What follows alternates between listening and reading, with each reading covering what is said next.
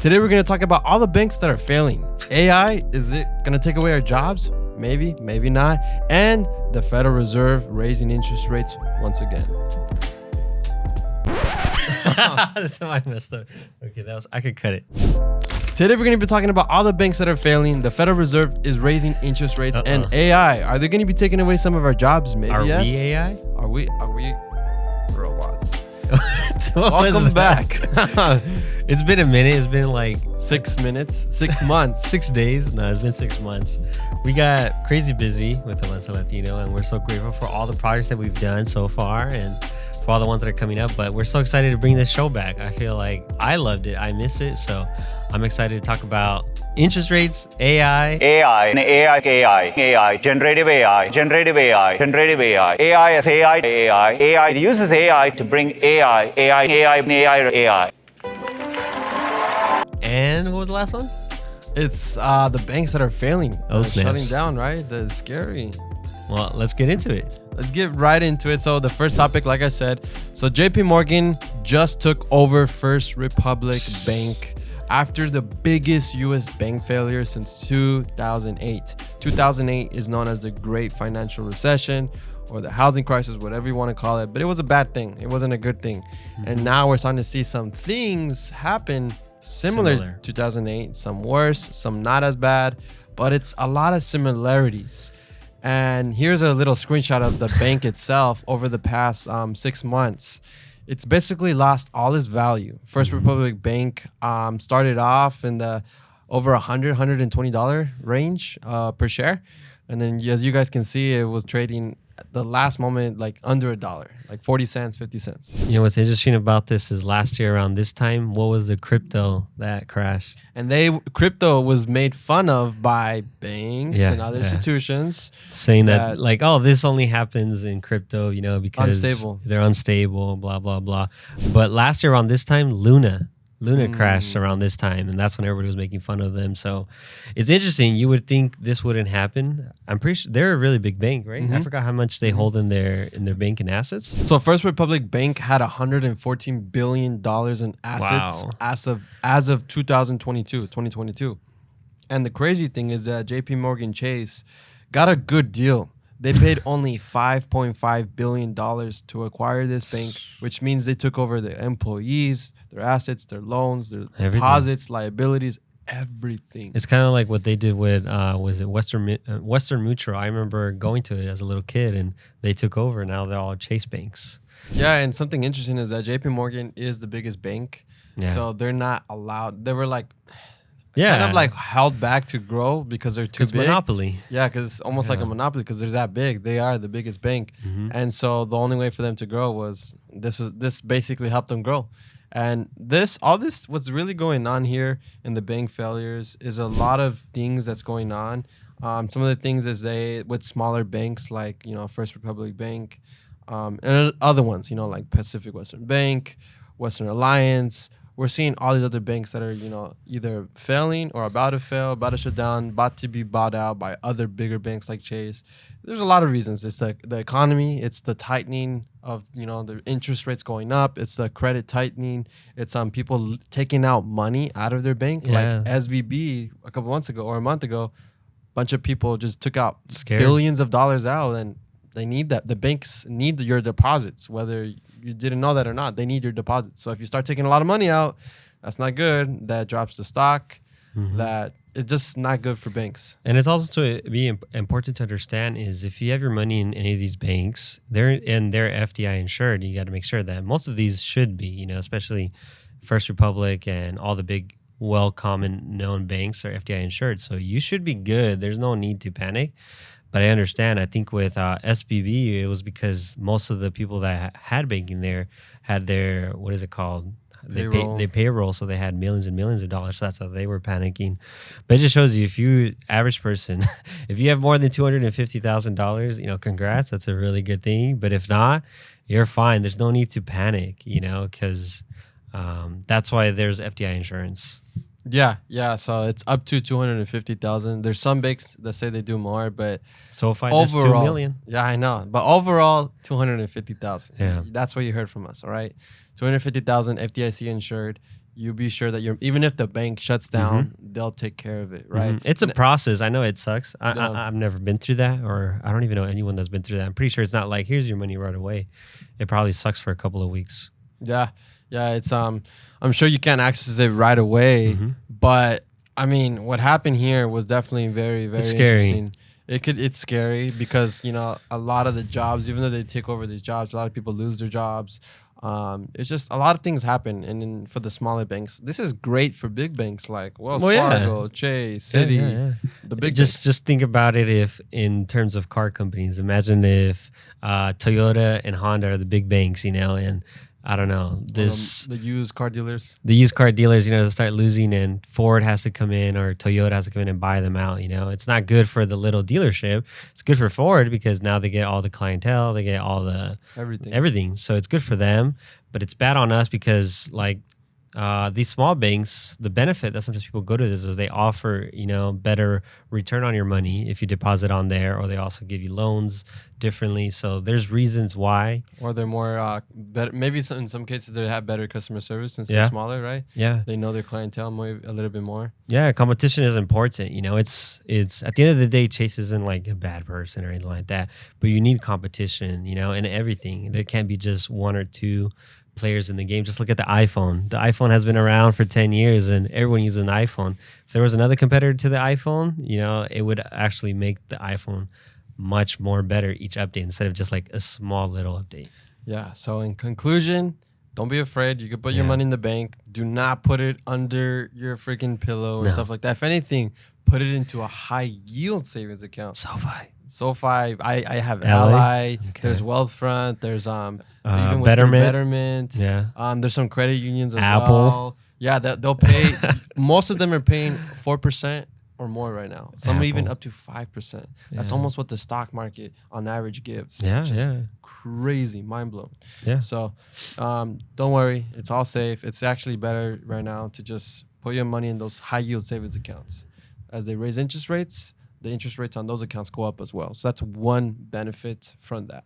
Now, ChatGPT, you know, since we last had our segment of the Avance Latino News, ChatGPT wasn't a thing, I think, right? It was, but it was kind of like in November. I remember talking about it. Oh, okay. But that was probably towards the end, which it was kind of like, what is this? You know, I remember when we first tested it out, we were like putting these random questions and actually pretty good. Back then, now every company, last year around this time, every company was either blockchain or crypto.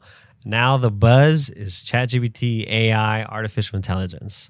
Yes, all of this, man. Yeah. ChatGPT has come to conquer, and it's coming to conquer some of our jobs. Like we have a list here of this article we looked, and these are some jobs or fields that it could take over. So we're talking about tech jobs. So it could possibly either, the way I see it is in some cases either replace or enhance. Coders, computer programmers, software engineers, and data analysts.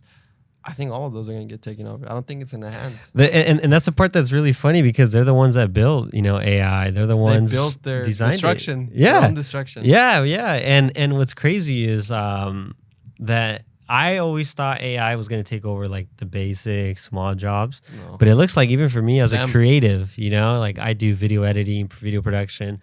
They're even starting to take over that with Midjourney and all the drawings that they do, and the music industry with all these fake artists coming out with songs thinking it's Drake or whoever. Like a dead artist singing or even a live artist. Drake, I think, is suing the AI because it created such a good song that people were confused whether if it was real or not. So to me, that is the most shocking.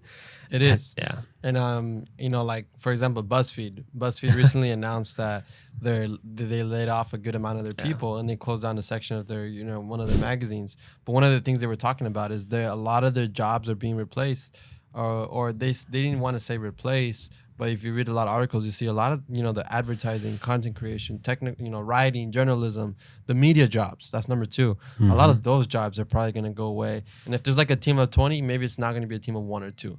And that's, it just makes sense. Yeah, it's really good. Like if you haven't played with it, I would encourage you to play with it, because it's not only something that's going to be here around, but the better you understand it and know how to use the tool, which is just a tool, you could, as a small business, figure out how to use it for your own self. So it's not like... Don't be scared. Exactly. It's actually a good thing. Yes, there's going to be a lot of bad things coming out of it, but what doesn't? To me, the most funniest is in March 2023, Microsoft. Microsoft is the one who partnered with OpenAI, who is the owner and the creator of ChatGPT. They laid off 10,000 employees, including all of its AI ethics and society team. So even members of their team that were part of building AI are getting laid off. So it's just crazy. Yeah, a lot of jobs, and like some of these jobs here on the list, you're probably thinking how, like market research analysts, that's pretty, yeah, of course they're gonna get wiped out. Teachers, that's an interesting one, because I remember we were talking like, imagine one day you could put on glasses, put on headphones, every single student individually, and it could teach a subject according to their interests and likes. Like if I like soccer, it's gonna teach me math through soccer, or it's going to do this or that. Just imagine, imagine 10, 15, 20 years from now. It's a beautiful thing, because it's going to, like, so many people, that's one thing, education is key to success, to being able to grow your business and everything. So imagine having a tool, an AI, that is able to teach you the best way that you understand. Maybe you're more a visual person, maybe you're more of a story, different language, or like you like examples, or I don't know what it is, but the AI, like in the sense of teaching, there already are some that understand and study your patterns and figure out, okay, here's a 10-week program to you to figure out how to learn this subject. It's really interesting. I love playing with it, because I actually have it on open every time I listen to a podcast, and there's something that I don't understand or an article that I don't understand. I just, hey, what does this mean? Can you explain it to me as if I was a 5th grader? Boop. Yeah, it's amazing. Yeah. Like another one here, finance jobs. I mean, with Betterment, for example, I have Betterment, and they have this thing called robo-advisors, where the fee to manage your money is super low, because it's not people, it's just robots, AI. So eventually, financial analysts, personal advisors, I think not 100% will be wiped out. There'd be some more like for the ultra elites, they'd probably want that person to help them out. But the everyday people, download an app, start investing. You don't need the financial advisor anymore. Well, yeah, it's like, for me, I see it in the world in production and film and photo and video. Back then it was painting, and then when painting came photography, and then when digital photography came around, everybody was saying, no, there's nothing like real film. And yeah, there's still people that take film, and there's a beauty in that, but the phone is like, that's what revolutionized everything. Everyone takes a million photos and never misses a moment because of the phone. And because of the phone actually has AI in it, it's just no one really talks about it. You don't have to worry about your settings. You just point your cell phone at whatever it is, and it'll try to capture the best image without you ever having to mess with settings. So yes, it is going to change the industry. We went from painting to film photography to digital photography to now mobile photography. So it is, but also look, now Joshua, he's a perfect example how he runs his own TikTok. And back then, to run a little show, what he, TikTok considers like a little show, content creation, you would have need budgets, editors, studios, and now it limits it just to his cell phone. So yes, it's going to disrupt a lot of people who had their whole life around this, but also you have to learn how to use the tool, because at the end of the day, it's going to open more jobs. Yeah, it's going to open a whole lot more jobs, and like maybe even higher paying jobs too. Yeah, right? yeah. Maybe even higher paying jobs. TikTokers make more. Yeah. And when companies are going to be able to pay less on their workers, they'll be able to maybe even lower the price of their products. Exactly. You might see a deflationary period where iPhones are going to be cheap. Everything's just, going to be cheaper probably. Well, for me, I mostly see, like, there was a study with medicine, how they put like this group of doctors, one of the best doctors in the world, to figure out what's wrong with this scenario, with this patient. It took them a while. I think it took them like an hour to figure it out. They give it to the AI. It took 15 minutes. Guess which one did better? AI, of course. AI got it better, close to 90%, while the world's best doctors, it took like an hour, over 50% correct.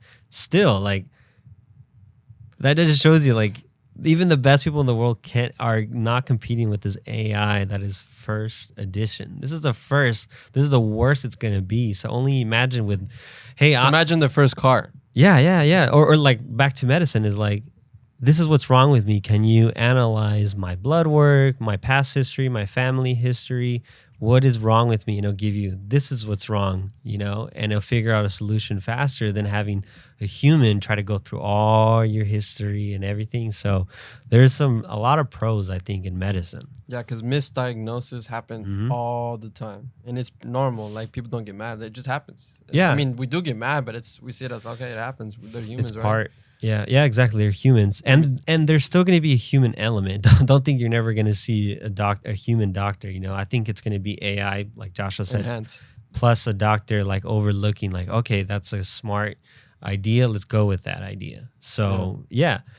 And what's crazy is there's people they're called prompt engineers, and they're paying roughly between 100. I've seen some 300,000. If you're someone that just really understands how to work ChatGPT. Google has another one called Bard, which they just had a crazy keynote about all the crazy stuff. They literally mentioned AI like 1,000,000 times. So there's people that are now able to get hired just by learning how to use ChatGPT. Yeah, so like I said, this is an open doors for new jobs, better paying jobs, and it's just going to open a lot of opportunities. So don't be afraid. Adapt. Embrace it. Use it, learn it. If you haven't used it yet, learn. It's free. It's free. There's a paid version, but I use the free one. There's no need. It's perfect. There's very random moments where it doesn't work. You just refresh. And that's just learning how to use it. Yeah. It's because it's still very new. Yeah. Just give it a couple more years. Whoo, it's going to be crazy.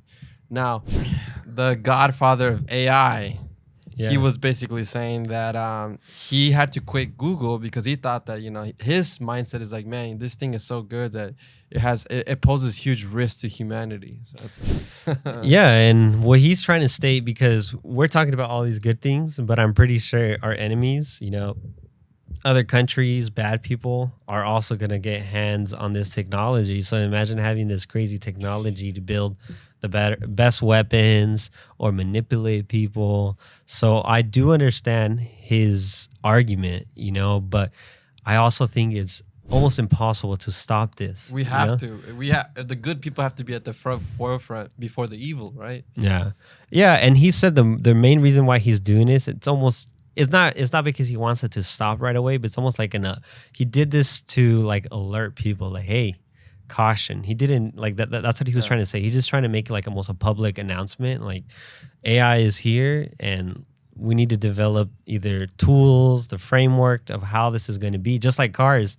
When cars were first built, they weren't like seat belts, they weren't like these safety lane or traffic rules of you got to stop, green light, all that. So that's the stuff that he's talking that we need to build, the infrastructure around it. Yeah, which it will be built and everything will be okay. And lastly, with AI, Goldman Sachs, they're predicting supposedly 300 million jobs will be lost or degraded by artificial intelligence. But I mean, could be true, couldn't. Well, it already is happening. Most of these layoffs that are happening are tech companies because they're realizing. Even Wendy's partnered yesterday with Google, and they're gonna have their people on the what's it called? The drive-throughs. There's gonna be AI. Oh, AI from the drive-thrus. So it's like, oh shoot, like just imagine this is just Wendy's. Eventually, a couple other, it is crazy to think about. I was talking to Josh this morning how last year it was crypto, now it's AI, and I'm always trying to be like, okay, I learned my lesson from crypto, but I still believe in it. The only thing with crypto is there's not really like real life situations that people every day can use. AI is something that everyone can use. So that's the only thing that I do believe sometimes when they say these articles that 300 million people are going to lose their jobs is I think this might be the next revolution. Just like we went from farming to the industrial, this might be the next thing where we go from, I don't even know what to call this period, to like the AI revolution. Yeah. It sounds scary. It's scary, but it's not. It's not. Like It's not. My friends are I have two sides of friends, some that are scared, happy, and some that don't even know what's going on. Be the person that is happy. Be a little bit scared, but also be happy. Don't be the one friend that doesn't even know what's going on. Clueless. Don't be clueless. Don't be clueless. You're gonna end up going to work Monday morning and you see a robot doing your job. Even for my mom, I throw it in because she's a pastor, and I tell her, look at this Bible verse. Tell ChatGPT to explain me this Bible verse and give me a parable. Boom, it does it. So even in stuff like that, they're gonna be pastor AIs. Yeah, AI pastors. We'll see. We'll see what happens. And the last topic we want to cover is the Federal Reserve just recently raised the interest rates to a 16-year high, obviously to fight inflation. Jerome Powell has said various times he wants to bring it down to, what was it, 2% interest rate? Average. I mean, not interest rate, inflation. Yeah, average 2%. Which we're still, we've been going down, but we're still high. We're still at, what, 5%, 4.9%? Yeah, he's almost cut it in half, which at the end of the day, it is, but that's why we have to do what we have to do, raise the interest rates, because we lived for such a long time. And also the past 3-4 years, we were spending and giving money like crazy. So the way to suck all that money, all that liquidity, that everyone has is making it more value that money. So what do? They've raised the interest on it. So it pulls liquidity out. So it's painful, but do you want to continue paying for gas? At one point, we were paying almost $8. Groceries went through the roof. Basic, stuff that we do every day went through the roof. So it sucks, but that's the effect of bad policies that we went through the past few years. Yeah, no, definitely. And this graph here shows what we call the federal funds target rate, and this graph essentially shows, every time they raise interest rates, these little bars, these light blue bars are recessions. Every time you see one of these is a recession. So you can see the last big one was in 2008. We had a mini one right when COVID started. Who knows? We might see another one over here with the. But what's interesting is some of these, not all of them, is after they cut interest rates. Look at that, the blue. After they cut, the blue. After they cut, right the blue. After. So we have to wait for them to, once they start cutting interest rates, is that when the recession starts? That's what it looks like. Well, usually that means that it's too painful, Yeah. That's why he doesn't want to stop, right? That's why Jerome Powell wants to, because the job market is still good. Yeah. Technically we're the lowest ever in history. Yeah. I know, like, banks are crashing. I know people are in debt, but if the job numbers are good, at the end of the day, if people have jobs, they're gonna keep paying for their house, their cars. Once people lose jobs, cars, houses, like all that is like. Yeah. And also what this chart mostly shows is where we are right now with interest rates. It's actually not like a crazy high number. We've had up to 18% interest rate sometimes, even close to 20. So it's nothing like, oh my God, we're at what, 5.4 or 5.2, right? 5. Yeah, a little bit over 5. So it's like, this is actually not like a crazy number. This is actually pretty normal. What we had the last 10 years of almost zero interest rates. And you see, that's the problem. It's like, it's not just these last 3 years, but you guys can see 10 from 2008 all the way to like 2015, 2016. But pretty much also 20. And then all this. Yeah. So obviously they started raising it a little bit here, but they had to drop it because of COVID. So we were going towards that. But look, we're about to hit where 2008 was, and they started, flat, like not raising anything at all. So that I think it's going to be something similar where they're going to raise interest rates and they just not do anything. See what the market does. Happens, and then start lowering it. Like that looks like what happened in 2002 or 3. They did a similar thing here. Mm-hmm. And in the 80s, 90s, or in the 70s, they just immediately started lowering it fast. And these were big recessions. And that's why it caused a lot of these crazy, like, runs back up then, up and down. Yeah, back then, like last year when we were talking about bullwhips. Those are bullwhips where we cut and go up. And that's why they started holding to make sure that doesn't happen. So they might hold it. I don't know. If I had to guess, I think there might be one more. If let's say the numbers come out and employment is even better, the spending and sales is record, and people are still buying and traveling, flights are fully booked and everything, he might raise it, another percentage. Yeah, but he's I don't think more than that. He's always said that this might cause people to lose their jobs, but he'd rather do that to fight inflation and drop it down. That's his job. Hey, there are people who have 2 or 3 jobs though. Yeah, there's a lot of people that have 2 or 3 jobs, and also if you, whenever you go on TikTok or Instagram, you see these people day in a life as a blah blah blah. I woke up, I got my coffee, then I went to go do yoga, then I went to do this, then I get a massage, and then I work for 2 hours. Oh wow, what a hard day! Now to go get dinner with my boss. But when they show them working, they're just like hanging out the rooftop and their laptop. So it's like, are they actually working? You know, a lot of those jobs are probably gonna and they are. There was a lot of articles that Google hired so many people and they weren't doing anything. Yeah. You know, they're just hired so that way they don't compete and go to their competitor, Microsoft or Facebook, whoever. So they just overhire. And that's what's happening with Google. They overhired. I think Facebook realized that they tripled their numbers from COVID. So now they're like, this crazy metaverse that we were saying that's going to take over the world, it's actually not happening. We're going to have to fire people. It sucks. Yeah, so it's interesting stuff going on with the interest rates. So we'll see. We'll keep you guys informed. And one more, if not, that's it. Yeah, we'll see. At what age do you think is a good age to buy a house? When you can afford it. And when do you know if you can't afford it or if you can't? You can afford it if you can put down 20% to avoid PMI. That's good. Right now, people are paying more than mortgages. A lot of young people just don't know how to buy a house. Which is a big problem. Right. And most people don't have 20% to put down. Yes. 3% works. You pay the PMI, but at least you're building equity. If you have to sacrifice, get 2 or 3 buddies, put your money together, and buy a house together. 4 months, you take it, you sell it, pull the equity out, cut 3 ways, and each one get their own house. This is a topic that, you know, we've mentioned in the past about like, it's hard. I know right now it's hard to buy a house, so it's like might not apply, but eventually people are still buying houses. People are still buying houses, but eventually the problem right now is that the interest rates are so high and the house prices are high. But let's just say it levels out a little bit. Even if it stays how it is now, if you can't buy it yourself, team up with your sibling, maybe with a friend, with whatever. Like a lot of as a family, buy a duplex, triplex together, and it's just the importance of unity, building wealth together. If you can't do it by yourself, and then eventually you can sell the house, or you don't sell it, you keep it, and you continue renting it out, and you guys all buy another, whatever. But like, especially like us, like we're Hispanic Latinos. A lot of times Hispanic and Latinos, we're very prideful, and we don't want to do stuff together.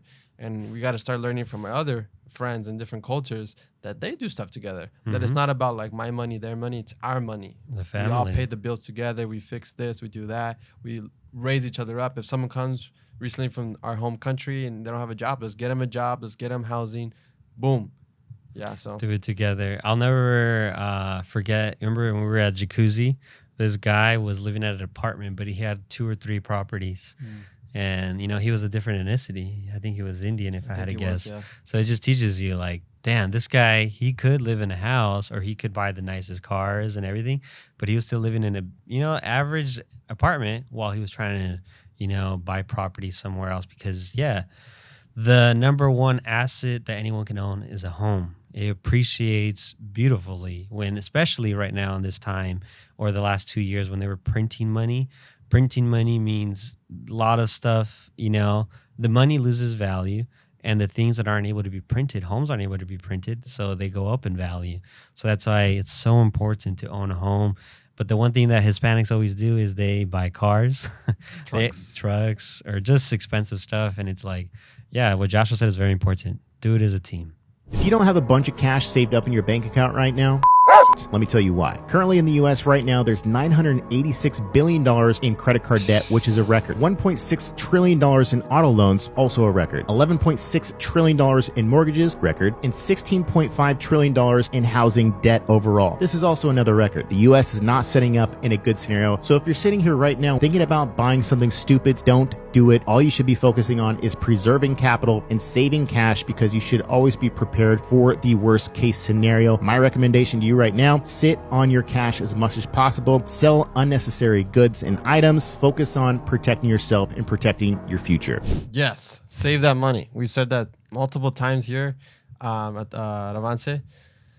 And it's the importance of saving your money, because you just don't know what the next couple of months an opportunity might come. And if you're not ready, if you don't have the money saved up, then what do we tell you guys? Put it in a high yield savings account. It's paying almost 5%. That's unheard of. It hasn't. I can't remember a time when it paid that high. No, so that's why sometimes the best thing you could ever do is do nothing and just save that money, because you need to have a 6 months at least. You know, I think once you reach that 6 months and you could do a year, even better.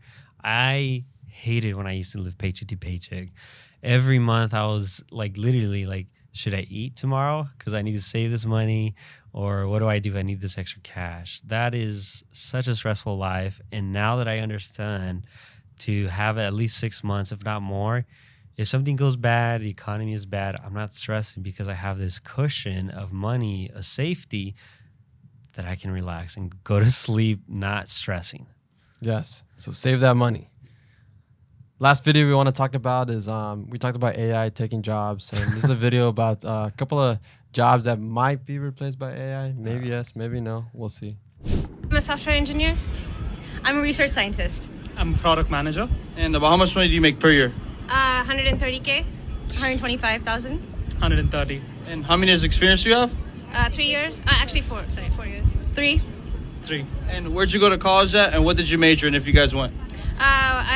I went to University of Connecticut, and I majored in computer science. I went to UConn as well, and I majored in healthcare genetics. I went to UConn too. I did my master's in business analytics and project management. All right. So what do you think? Software engineer, research scientist, product manager, are those jobs that could possibly be replaced by AI one day? Yes, but maybe in the next 5 years. I don't know right now, but like we were talking earlier in the podcast, how there's already a lot of Microsoft, IBM is letting go a lot of people. So yeah, I think what's gonna do is all these jobs that we're paying so much, maybe it's not gonna replace them, but it's gonna be like, okay, instead of making 200 or 130, 60, 100, 80, you know, so it's gonna lower it because there's AI, sadly. Yeah. So really do your research. Even ask ChatGPT himself or herself. I don't know. Are you gonna take my I don't know job? if it's a boy or girl, but ask ChatGPT and say, hey, Yeah. if AI is going to take over a lot of jobs, where should I study? What should I do so I avoid being replaced by you? Let's see what it says.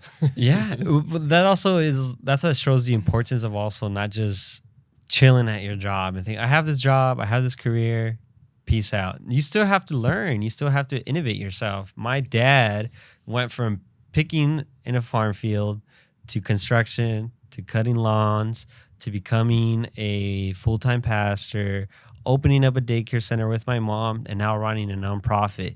They reinvented themselves over like 5 times. So me having this job and whatever it is doesn't mean that's going to be your only job. You always have to be constantly, how can I be better? How can I do something else? How can I, see what's happening in the world and jump in that opportunity? So yeah, that's perfectly said. And, that kind of writes in conclusion to everything we talked about today, with the interest rates rising. There could be some good, there's some bad from it. There's some jobs that could possibly be replaced. But if you are adaptive, if you're ahead of the game, and it's only going to enhance you. You have to be able to be adaptable to change. And with all the stuff going on with the banks, although it sounds alarming, the news makes it sound very scary, which it is not a good thing. Obviously, people losing jobs, and it's not a good thing. And it's just it's almost like a self-fulfilling prophecy where it's like, oh, bank runs, oh, this, that, oh, it's almost like the recession is going to happen just because people are scared, right? And that is what happens Usually it's what happens, right? Self-fulfilling prophecy, a mix of a lot of things. But at the end of the day, just like the guy said, if you save that money, don't buy stupid things. If you're smart with your money, you learn to be adaptive, you'll be in a good place. Regardless of your background, your ethnicity, anything, your whatever, whoever you are that's watching us, you can do it. You got this. And we're a resource for you. We want to be able to highlight all these important things for you. Obviously, we work with a lot of schools where we're working with a lot of young people, teaching about all these things that we learn here, about saving your money, being smart, budgeting, all these things. But if you're a person or a group that wants to bring our workshops or services to your school, your charter school, public school, church, your organization, your community, whatever it is, a group of people that you want to bring our services, reach out to us. That is our information. jrincon@idealcdc.com is my email. You can contact me as the program director. I will make sure to answer your questions the best I can. And then you can find us on social media, Instagram, YouTube, Facebook, LinkedIn, TikTok, Avanza Latino. On some of these pages, we have 2 or 3, well, actually just 2 pages on some of them. But you can find us there. All our stuff is on all those places. And again, thank you for watching us back for the first time this year. We'll do it, what we said, once every other week? Once every other week. So we'll try to do it twice a month. I know we were doing it once a week, but we'll drop it down to twice a month just because sometimes we get very busy. It's also because we have to work. You're also going to get replaced by AI. Yeah. Yeah, we can't just, Eventually, we'll grow this channel. Help us grow it, share it, and like it, and we will get to that point. Thank you. Thank you, all of you guys. Take care again, and have a great rest of your day.